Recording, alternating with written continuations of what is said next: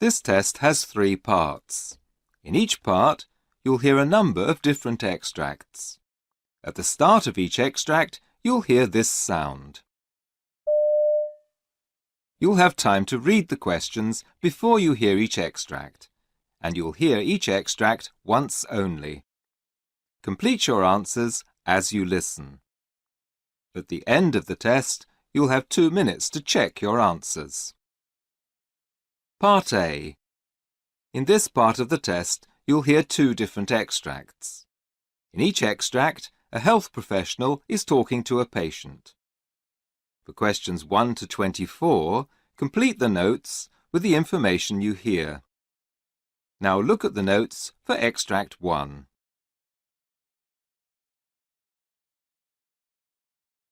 Extract 1, questions 1 to 12. You hear a neurologist talking to a patient called Vincent Chung. For questions 1 to 12, complete the notes with a word or short phrase. You now have 30 seconds to look at the notes.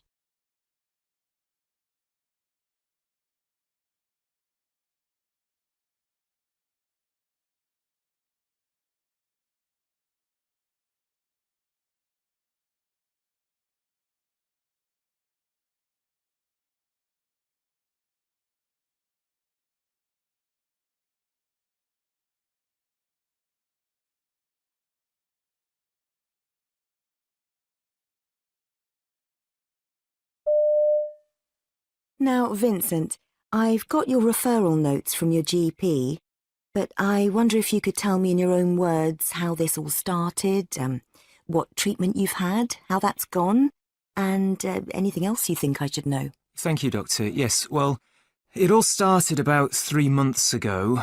I was just washing one morning and everything was completely normal when suddenly I felt a pain go right across my face for no apparent reason. Then, after that, the attacks came quite often. If I had to describe it, I'd say it's like a searing pain, and it usually hits the right side of my face. Like I said, it goes right across it, but it's my cheek, teeth, and my jaw that seem to take the brunt of it. It's a horrible feeling, too. It feels like an electric shock. I have to say, it leaves me feeling quite shaken. And have you noticed any patterns or triggers? Is there anything that seems to bring this on? Well, like I told you, the first time it happened, I was washing my face, but now I notice that brushing my teeth and shaving also bring it on. It seems to be anything to do with touching my face. I mean, even the wind can cause a sudden attack of pain. And also just using my face or mouth can bring one on too. So, I mean, like, just eating and drinking can cause one, or smiling at something suddenly, or for a long time. Basically, anything fun, pleasurable, or necessary seems to cause me horrendous pain. And do you think that the condition's developed or changed in any way since your first attack? Oh, they're definitely happening more often. And not only that, it feels like they're affecting my whole face. At the beginning, the attacks probably only lasted about, 30 seconds or so. But nowadays, I find myself dealing with the really painful part of the attack for a few minutes at a time. And it's actually getting severe now. I used to be able to cope with the pain by clenching my fist or talking myself through it or whatever, but I can't now. And I see here that your GP prescribed you some medication. Has that helped at all? Well, I expect you can see on my notes what I'm on. My doctor was reluctant to give me anticonvulsants at first because apparently there are 1 or 2 that can cause serious reactions. Yes. But he found one that carried a very low risk, so I was on that for a time.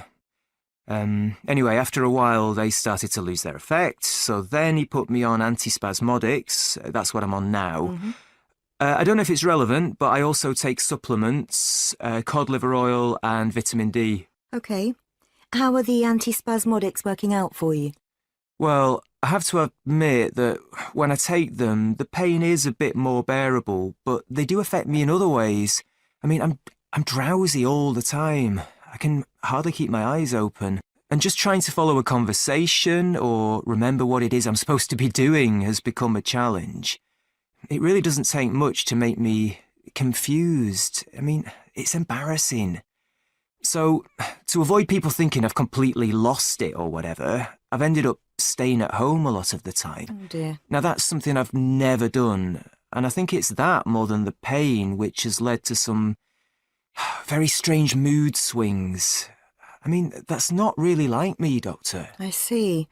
Well, from what you've been saying, it sounds like we need to book you in for some tests and explore the possibility.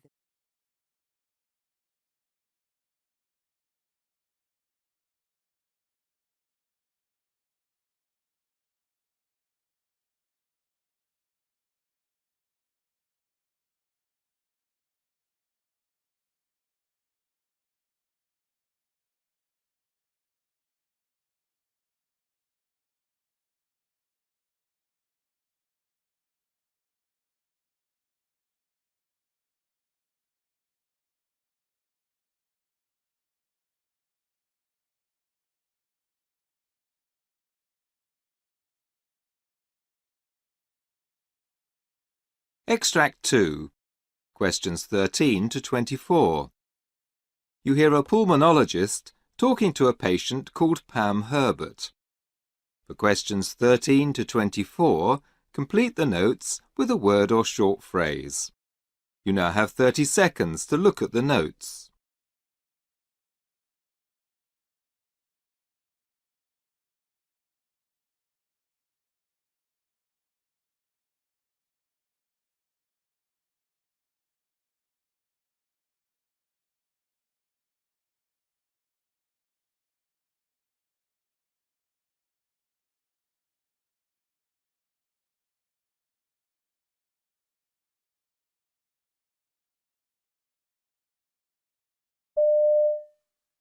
Now, Pam, I see you've been referred to me by your GP, and I've got your notes here, but perhaps we could start by you telling me, in your own words, about the symptoms you've been having, any treatment you've had, how that's gone, and anything else you feel I should know.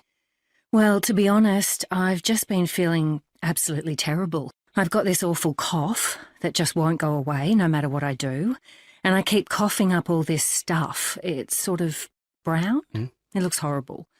And the cough's much worse at night, so of course that's been interfering with my sleep. Okay.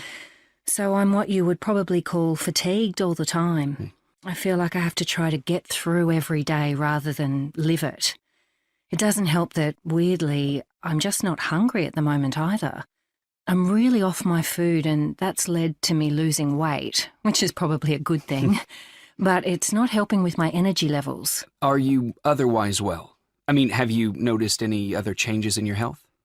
Well, one quite big thing is that I'm finding it difficult to walk very far.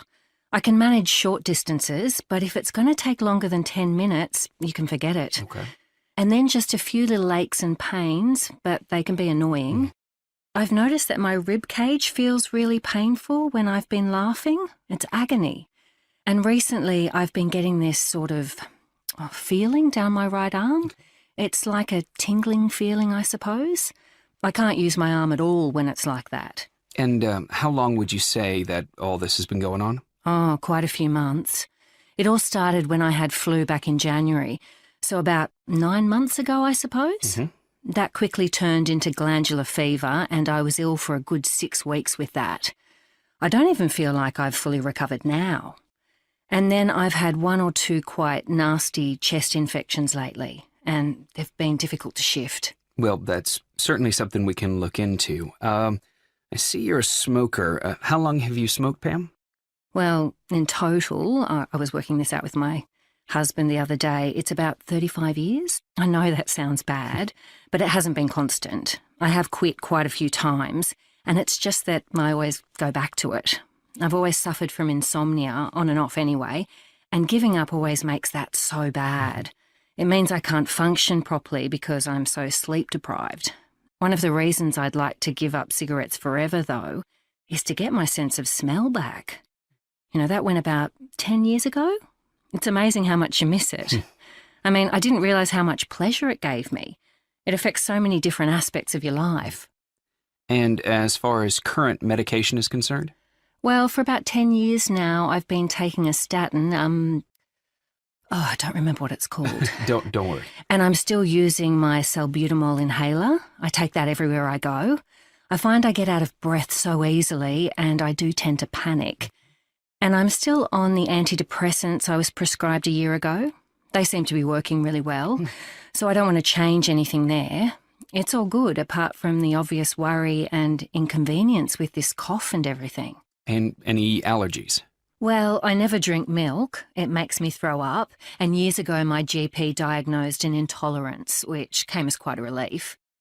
And I don't know if it counts as an allergy, but hay fever always makes me really miserable. I literally can't go outside. I just stay indoors with the windows shut and take my medicine.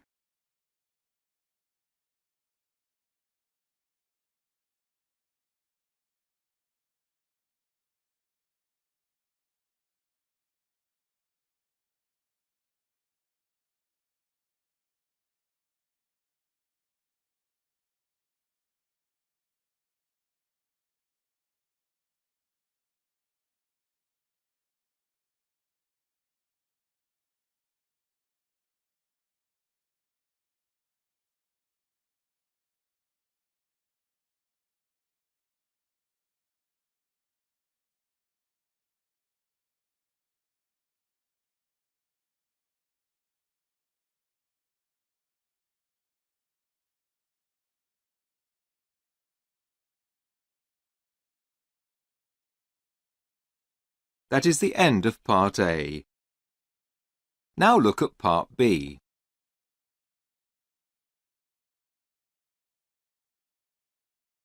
Part B. In this part of the test, you'll hear 6 different extracts. In each extract, you'll hear people talking in a different healthcare setting. For questions 25 to 30, choose the answer A, B or C, which fits best according to what you hear. You'll have time to read each question before you listen. Complete your answers as you listen. Now look at question 25. Question 25. You hear a nurse talking to a patient who's about to have a mammogram. Now read the question.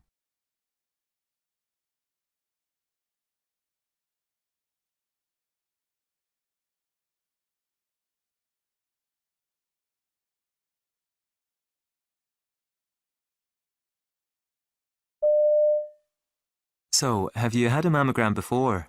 No, I haven't, and I do have a few questions, actually. Like, what about the radiation? Do I need to worry about the dose? Is it likely to be harmful in any way? No, it's very low. In fact, it's similar to the amount you'd receive if you took a long-haul flight. Oh, yes, that reminds me. When will I hear?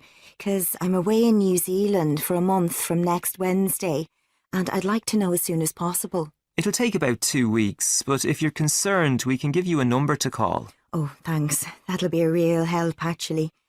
Then, for me, the big question is it going to hurt? I've been hearing gruesome stories from friends, and my anxiety levels are going through the roof. Okay, I understand. Perhaps you could tell me exactly what you've heard.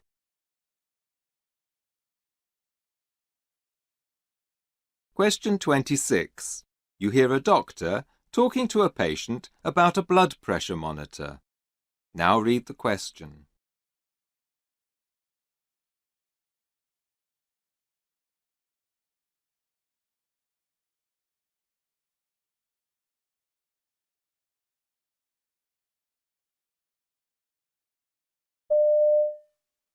It's like a normal blood pressure monitor, but it's mobile.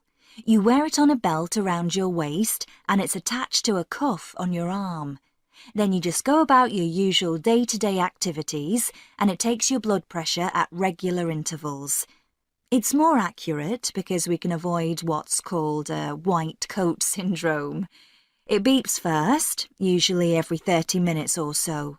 When that happens, you should sit down if you can, hold your arms still and keep the cuff level with your heart. Do I have to wear it at night? Yes, you do. You could put it under your pillow. It needs to stay on for 24 hours, though you don't have to wear the belt. What about showering and stuff? Well, I was about to say, you should avoid that, I'm afraid. I see.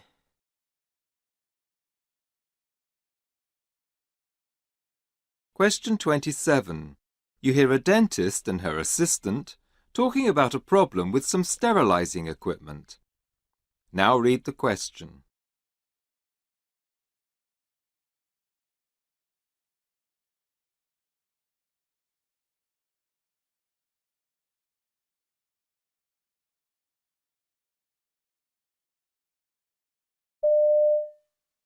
Oh no.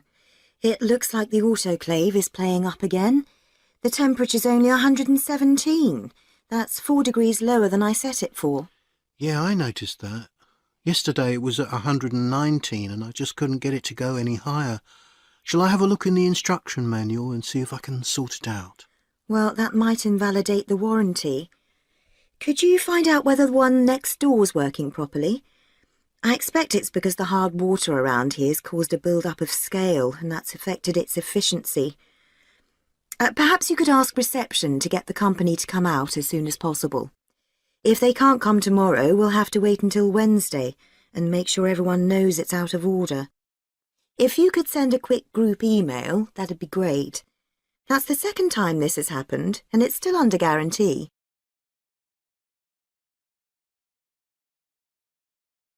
Question 28.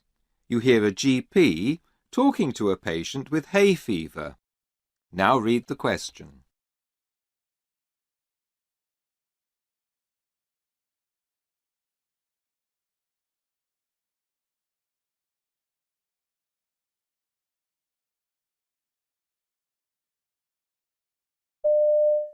How can I help you today? I need something to help me manage my hay fever this summer. It's already become unbearable. I don't want to have to stay indoors when all my mates are out enjoying the good weather. We're all off camping next weekend, and I'd hate to miss out on that. What's bothering you in particular? Perhaps I can give you something to make you more comfortable. Well, I keep getting this horrible headache thing. It's like at the top of my nose, and it's really getting me down, to be honest. Then there are the watery eyes. I mean, I can feel them puffing up as soon as I leave the house. They're so itchy, red and painful and look awful. I've got a summer job working at music festivals, so there's no escaping. I'm literally in fields all day, every day. Is there something you can give me?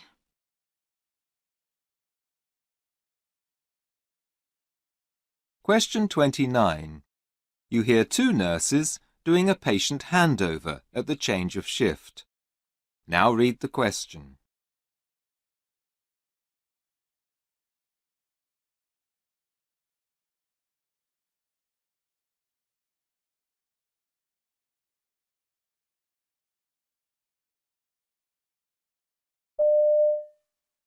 So, in bed 6 we have 83-year-old Mr. Beard. OK? He was admitted this morning and he's been diagnosed with bacterial pneumonia of the right lung. He's quite poorly at the moment, but stable. He's lactose intolerant, so can you talk to the kitchen and organise something suitable for him? OK. Otherwise, he has no known allergies. He's been for a chest x-ray, but we're still waiting for the results to come through. We may need to do a CT scan too, but we'll have to wait to see what the x-ray results reveal before we can arrange that. Right. His SATs were at 57, so he's on 2 litres via a nasal cannula, and that's to be reviewed after 2 days, so not until tomorrow morning. Mm-hmm. Oh, and I forgot to mention, he had a fever of 39.4, so he's also on antibiotics via IV, which he's not very happy about.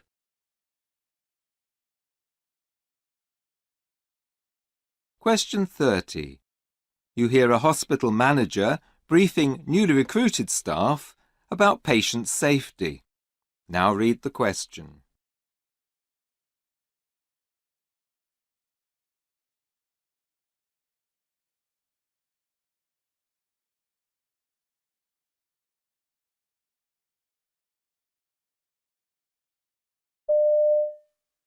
Within the information team, we provide a set of standard and custom-made reports to suit the needs of staff and patients. Our aim is to provide information into the patient's journey, from their arrival in the emergency department to their discharge from outpatients.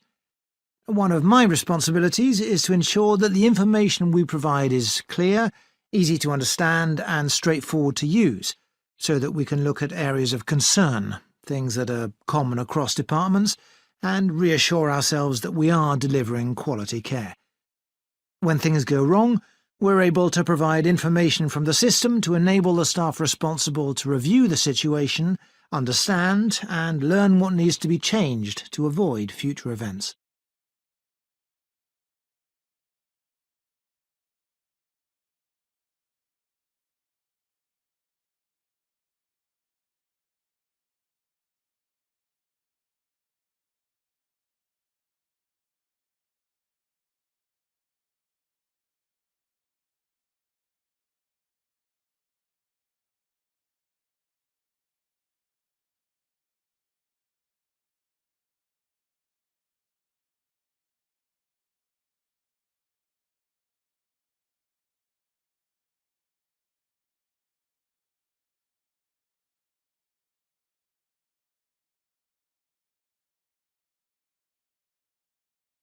This is the end of Part B. Now look at Part C.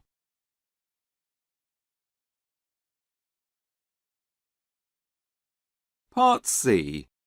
In this part of the test, you'll hear 2 different extracts. In each extract, you'll hear health professionals talking about aspects of their work. For questions 31 to 42, choose the answer A, B or C, which fits best according to what you hear. Complete your answers as you listen. Now look at Extract 1. Extract 1, questions 31 to 36. You will hear an interview with a midwife called Christina Morello, who's talking about the time she spent working as a volunteer in South Sudan. You now have 90 seconds to read questions 31 to 36.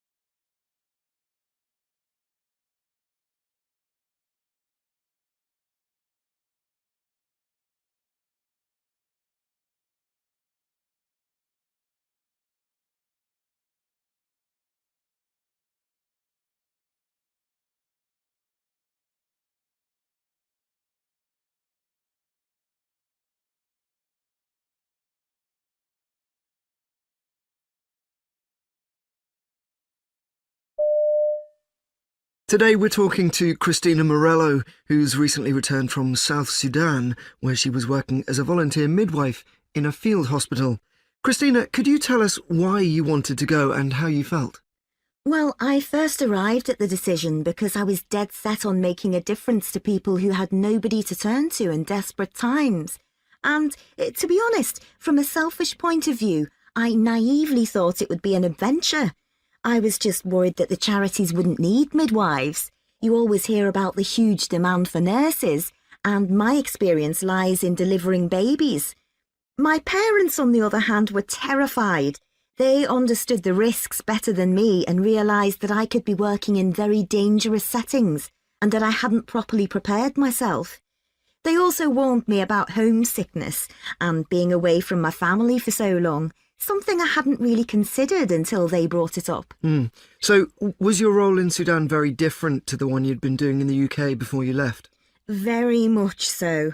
The role entailed a huge variety of tasks, and they were all demanding in different ways. I helped set up maternity departments and trained local midwives in rural health centres. That was incredibly rewarding. Yeah. Watching my knowledge and expertise being passed on to other midwives and seeing them help the women in very remote areas who would otherwise have no access to maternity services felt so satisfying, like I was really making a difference. But what really shocked me was the sheer volume of deliveries I was dealing with. It was astonishing.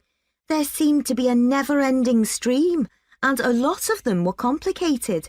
I regularly worked 36-hour shifts. Oh, you mentioned that a lot of the deliveries were difficult. Could you expand on that for us? Yes, deliveries that I used to see as complicated back home became almost routine for me. I saw breech deliveries, twins, ectopic pregnancies, eclampsia, preeclampsia, and face presentations on a daily basis. And not only that, but all of these extremely dangerous situations have to be dealt with using very little medication. And you're sharing your kit with a team of people who are also working under extreme pressure. There's a desperate lack of funding for clinical equipment, which is why our work is so important. People don't use contraception, and they have huge families. The more children a mother has, the more complicated the delivery. In South Sudan, up to 13 children isn't uncommon, and that often leads to difficult and dangerous births. Could you tell us about a patient who made a particular impression on you?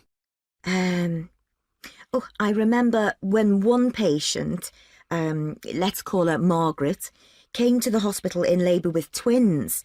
When we examined her, it became apparent that she needed an urgent caesarean section. This was impossible, as there was already one being performed, and we simply didn't have the staff or equipment to handle two simultaneously or to do a turnaround in time. Right. We had to work quickly together, overcome any language barriers, and really cooperate with each other to make sure that the necessary equipment was sterilised and available as soon as possible. I think Margaret's case really demonstrates how teamwork is everything out there. Eventually, the babies were both born naturally, safe and well. That was one of the happy endings. It must have been quite a culture shock for you. What was most difficult for you to get used to? I was in what's called a medium risk placement, which meant that fairly strict rules applied, and that took some getting used to. We weren't allowed to leave the hospital complex after nightfall, which was strange, but not too much of a problem, as I was usually only fit to have dinner and fall into bed anyway. The worst thing was constantly feeling dirty and uncomfortable. There was no break from the heat and humidity, and we only had bucket showers and a limited water supply. The bugs didn't help matters. They really added to the discomfort, and everybody always had something or other to complain or worry about. A sting, a bite, an itch or a rash. So, what qualities would you say are the most valuable for anyone who is thinking of volunteering? Obviously, you can't apply unless you have all the qualifications, experience and skills that they're asking for. That's a given. Right. Language skills are a huge bonus. If you've even the most basic grasp of the local language, it'll get you out of all sorts of tricky situations. But what you really need is the ability to cope with the unexpected and be up for anything. When you're working in such extreme conditions, your team's the only thing that keeps you going. So if you put up obstacles, you'll cause more problems than you solve.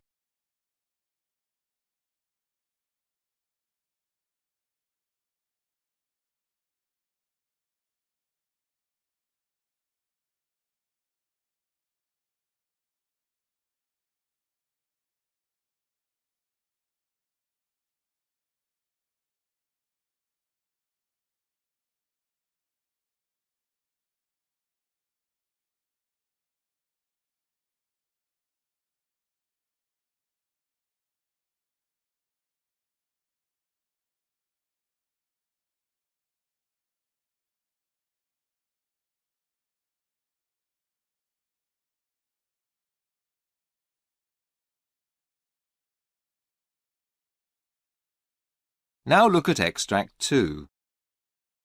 Extract 2. Questions 37 to 42.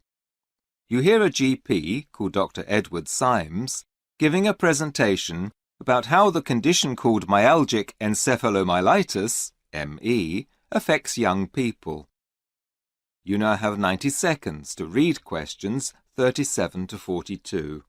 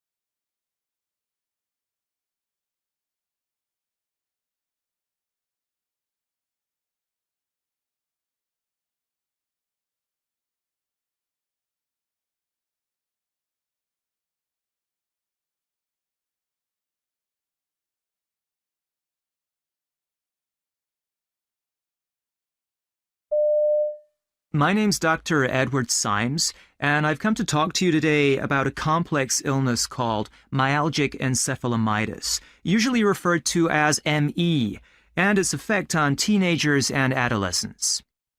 ME is a chronic neurological condition that affects many body systems, causing a variety of different symptoms, almost always including pain, feeling generally unwell, and sleep disturbance. I'd been working as a GP for about 20 years when my own daughter was 14 or 15, and one of her friends, let's call her Emma, was diagnosed with ME. She'd taken weeks off school, and none of her friends really knew what the problem was, other than that she was tired and not very well. The problem had started with a nasty bout of flu that she never fully recovered from. As time went on, Emma's friends seemed to abandon her one by one, as it became clear that even the shortest or most moderate forms of mental or physical exertion worsened her malaise and exhaustion. She ended up being excluded from almost every social activity, as she just couldn't cope with any exertion. The impact of this on her physical and mental health troubled me, as there seemed to be very little understanding and tolerance for her condition, and she was falling behind academically as well as socially. It was a chance meeting that resulted in me deciding to specialize in ME. One day, I bumped into Emma's mom at the local pharmacy, and we ended up talking for almost an hour. She was clearly desperate for someone to talk to. It was having a huge effect on the family. She'd had to give up her job in order to take care of Emma, as her anxiety was made much worse by being at work when her daughter was sick and alone at home. It's well documented that ME is a physical disease, and there's no evidence whatsoever to suggest that it's psychological, but there's so much misinformation, and there's no therapy or cure.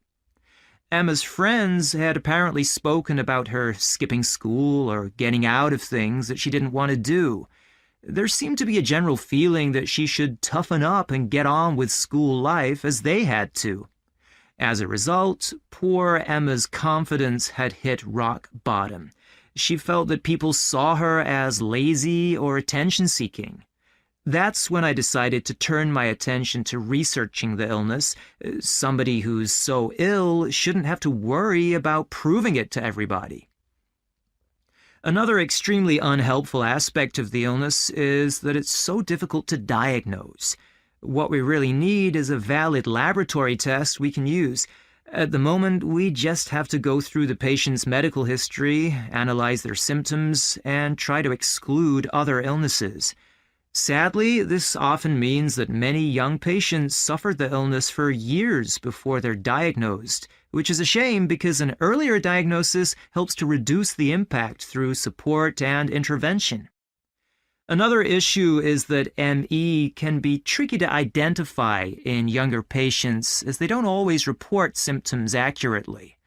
The seriousness of the condition can be hard for them to judge, as they may think that feeling exhausted or ill is normal and have learned to pace themselves and simply take part in fewer activities than they would if they were well. A reliable blood test would avoid all of these problems and might mean that the illness finally gets the attention it deserves. Perhaps the most challenging thing about having ME is the fact that it's so erratic. You just don't know how you'll be feeling at any given point in the future, which makes planning difficult. This often results in sufferers missing school and key social events. Feeling left out at a time when you're trying to establish your identity can trigger confusion and depression. And let's not forget that they do all of this on top of having to cope with debilitating medical symptoms. That's why I really want to emphasize that teenage sufferers require a lot of support and understanding from their families. For example, help with managing their social lives and visitors, because it can be difficult to keep friendships going. Another important point is that they shouldn't be put under too much academic stress, made to help out a lot at home, or keep up with physical exercise. A lot of parents think they should soldier on, but that's often the worst thing they can do. Trying to battle through is likely to lead to a total crash and a prolonged recovery. Sadly, there's no intervention or therapy for ME, but that doesn't mean that as health professionals, we can't help our patients to manage the symptoms and improve their quality of life. We need to be willing to try several and work out what makes the symptoms worse, what makes them better, and help the patient achieve a balance in their life so they can improve their daily function at such an important time. Because the symptoms vary from patient to patient, there isn't one single method that can be used. Patients want and need a GP who at least validates the illness and acknowledges its effects. They also appreciate us providing ongoing support and regularly reviewing and monitoring progress. We should be giving appropriate documentation and information to the family and school so that our patients are more likely to be believed. The patients themselves need to be involved in the process and adapt to life with the illness by respecting their physical limits and allowing themselves adequate rest. Before I go, I want to briefly mention one controversial method of treatment that is sometimes prescribed, and that's cognitive behavioral therapy, or CBT. Whilst it's been helpful for some pediatric patients, the effects on teenagers are modest at best. Claims that it can cure the illness are not supported by any follow-up studies. The theory behind it is that the patient is so frightened of the illness that's usually brought on by exercise that it worsens their health. CBT can be used as a way of getting back into exercise. However, the illness cannot be worsened by attitudes, and this theory goes against current understanding of the disease. It has led to patients being blamed for their failure to recover, and even worse, it frequently leads to severe relapses, as it usually insists on some form of exercise. On a final, relatively positive note, I should say that the majority of severely affected adolescents make a full recovery, and most others improve sufficiently to lead near full lives.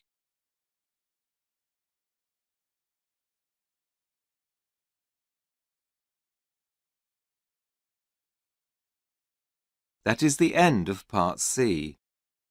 You now have 2 minutes to check your answers.